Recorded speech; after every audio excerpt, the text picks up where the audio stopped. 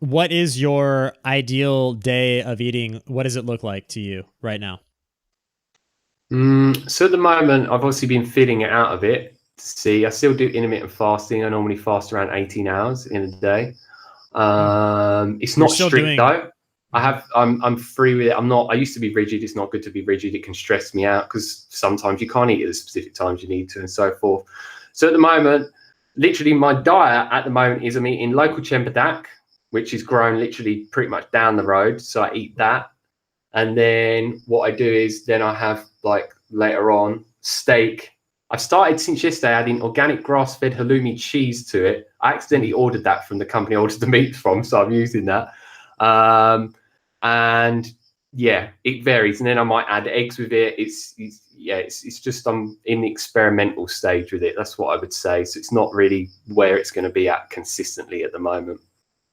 Do you have a calorie allowance that you're shooting for in that 6 hour window, or are you just kind of eating Just to listening to taste? my body. And that's something that's so amazing that I forgot to mention.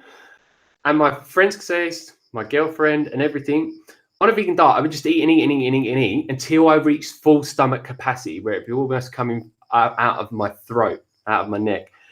Now, with eating these animal foods, I eat a small amount and I get full Mm. so easily.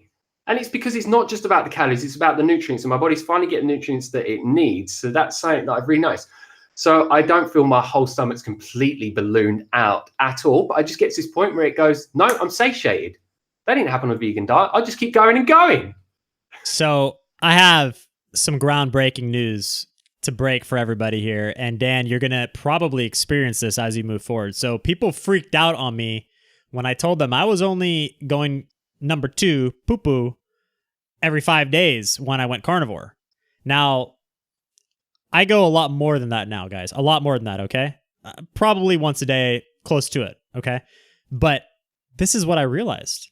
Much like our stomach can stretch from eating 3 or 4 pounds of vegan food per meal and getting all ballooned out, what do you think is happening to your colon, guys? When you got those big, you know, Yeah. logs and boulders coming out of the back end, that colon is stretched out.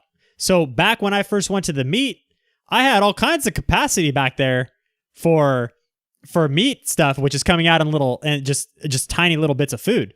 Now I think the stomach is back down to normal size, the colon's back down to normal size, and things are flowing a lot more freely.